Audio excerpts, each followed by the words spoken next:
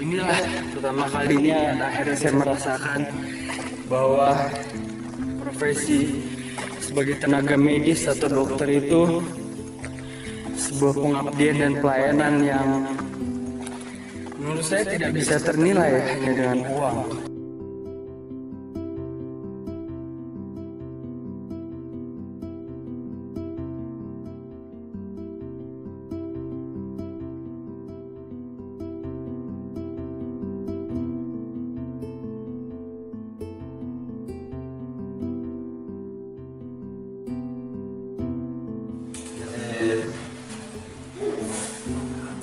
Minta dengan maaf perempuan dokter di dua jadi tidak baik, kamar juga tidak baik, itu membawa abu, tapi Tuhan sudah melihatkan perhubungan yang patok.